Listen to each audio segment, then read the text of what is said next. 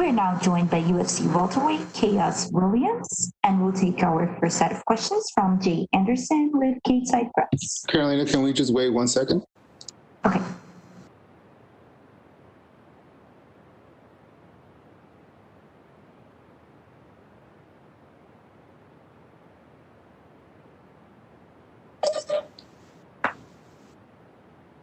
Okay, we're ready. Okay, perfect. Jay, you can ask your question. Hey, thanks very much. And Chaos, welcome back. Ahead of this one, your opponent Pereira, he said he has 43 weird moves to show you in this fight. I imagine you don't plan on giving him a chance to show nearly that many, but what are you expecting from him? Because his style is, to put it lightly, pretty out there. Hey, ain't no telling, man. You know, it's a fight, man. I'm just about to adapt to whatever he give me. You know, like I say, for everybody, he make a mistake, he got to pay. I know it's cliche, but you're a guy who finishes fights. He's a guy who finishes fights. It feels like there's no way this one goes the distance. Is that kind of the feeling you have going in? Definitely, man. That's definitely the feeling that I have going in, man. You know, it's my way. He out of there first round. But if not, I feel like he's going to come in a little bit smarter. So I might just have to ground him out, punish him all 3 rounds. And you said in an interview recently that your last opponent, Abdulrazak Al-Hassan, was actually more dangerous than Pereira. So I know you're not looking past him, but what about Pereira makes him any less dangerous? I mean, you answer that question. I mean, think about it. You know, when you compare both of them two, you got Razak, you know, 10 first round knockouts, you know, 2 losses. I mean, the resume speaks for itself. Fair enough. And last one for me, you're one of the fighters who in 2020 has had a really solid year inside the cage. What's been the key to success, you know, especially with everything going on that could be a huge distraction, but obviously hasn't been for you? Man, you know, just my mindset, my work ethic, you know, and just, you know, God just keeping me strong, man, through it all. All right. Well, best of luck this Saturday. Thank you. We'll take our next set of questions from Nolan King with USA Today. Hey, Chaos. Appreciate the time, man. I know your last fight was your second fight, and you got knockouts in both of them, but I felt like the last fight really put you over for the fans. It got you a lot of buzz. Have you felt the difference coming into this fight, that maybe there's more eyeballs on this one? Definitely, man. You know, I was a co-main event my last fight, and, you know, I shined. And I took advantage of the opportunity when it was presented in an extraordinary way. And now, you know, I got a gamed opponent, another seasoned opponent, and, you know, I'm about to shine again.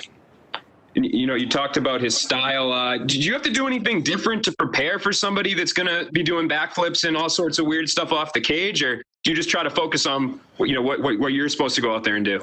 You know, I just focus on what I'm about to go out there and do. You know, I adapt to whichever fighter I'm in there with. You know, and this guy, you know, I just got to do me. That's really it. Just do me, go have some fun out there. And like I always say, man, just go test that chin out. When you get in there, is it something that you're, you know, keeping mindful to not get distracted with all of his flashy strikes, or do you think that that's not going to be something that phases you no matter what?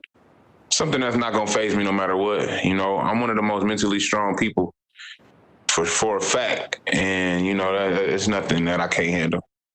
And I know we've only seen in the UFC quick glimpses of you, but for maybe people that haven't seen you go past the minute mark in a fight, you know, how much is there that we haven't seen on the other side of that minute?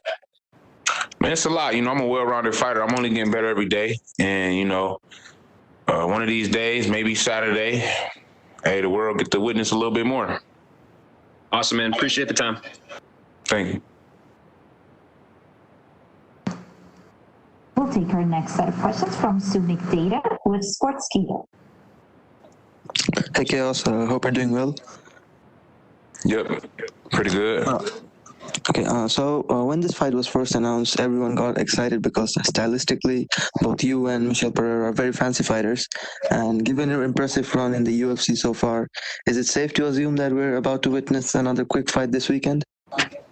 Man, you know, I'm not you know, I really can't speak on the future, you know, but hopefully so, man. I know I put the work in, and I just know that it's a fight. You know, I know it's a fight. At the end of the day, like I said, he come in here doing all that crazy stuff. he got to pay, and in a brutal way. And speaking of this weekend, your opponent, of course, has also caught a lot of attention with his performances so far. What was your reaction when this fight was first announced, and what do you think of him as an opponent? I mean, I feel like it's him as an opponent. I think, he just like anybody else, man. He a human being. He in my way. That's how I look at everybody. You in my way. If you sign that contract, you feel like you can beat me, I'm going to show you otherwise. All right. I also got to ask you this. The main event for this week is a welterweight fight, and you rising through that division, do you have any predictions for Wonderboy versus Geoff Neal? No, sir. All right, fair enough. Last question from me. You're still relatively quite early in your UFC career, but you've made a lot of noise with your winning run. Heading into the new year, what would your goals be for 2021? Well, finish this year off great, have a great Christmas off Buddy Chin, and relax a little bit, probably a couple weeks, and then just get right back into the gym, man. One of my teammates, he about to fight January 23rd, so, I got to get back to helping Joaquin as well in the gym, so I'll be right back to it. All right, I wish you all the best for this fight. Thank you so much. Thank you. We'll take our next set of questions from Damon Martin with MMA Fighting. Hey, Chaos. Kind of playing off an earlier question about, showing more of your skills. Obviously, you can't predict you're going to get a pair of 30-second knockouts to start your UFC career, but is there any part of you that almost hopes you go, deep in the first round, deep in the second round, just to show, you have more weapons than just that, that quick knockout power? I mean, not really, man.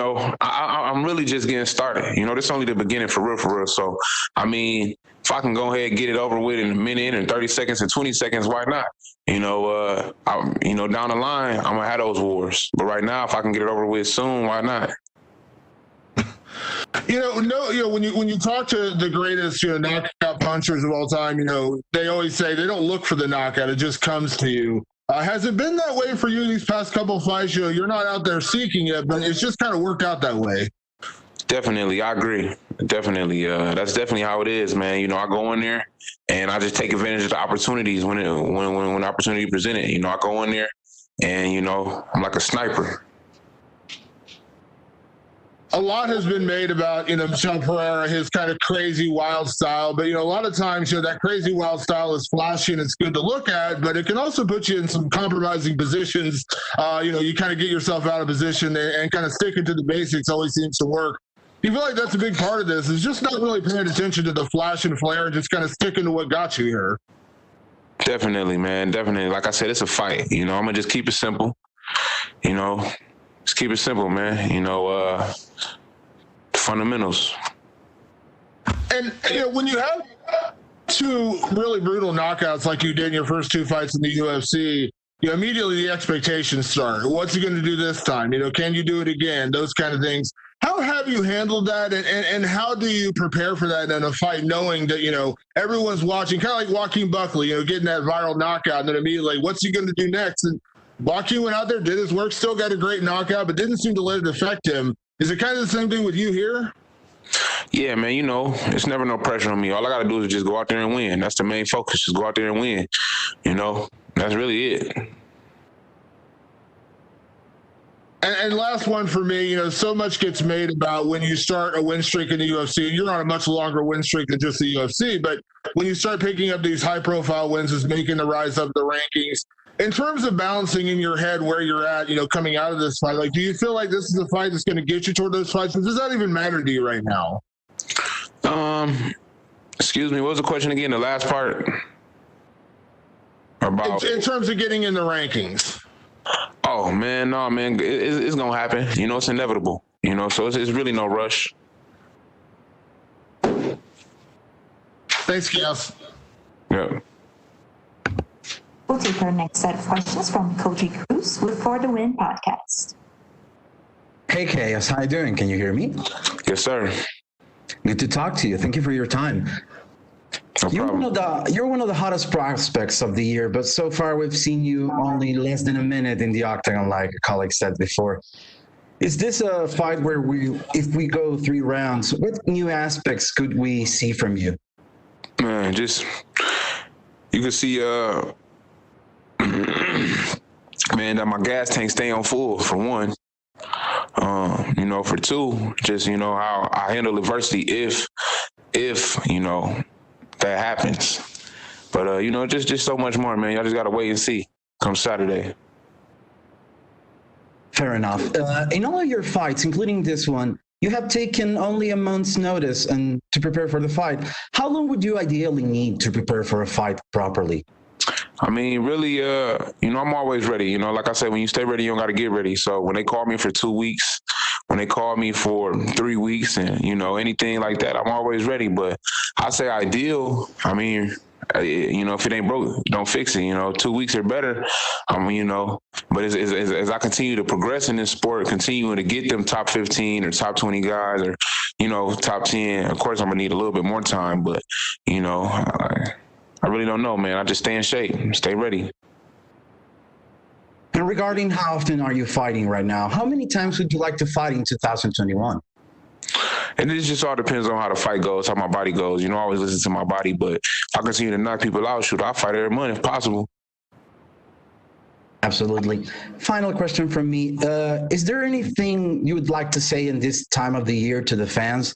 This is the last event of the year. This is going to be probably the last public address that you'll have through the company. So if you want to share some holiday greetings to the fans, that would be amazing. I would just say to everybody, keep your head up, stay safe out here.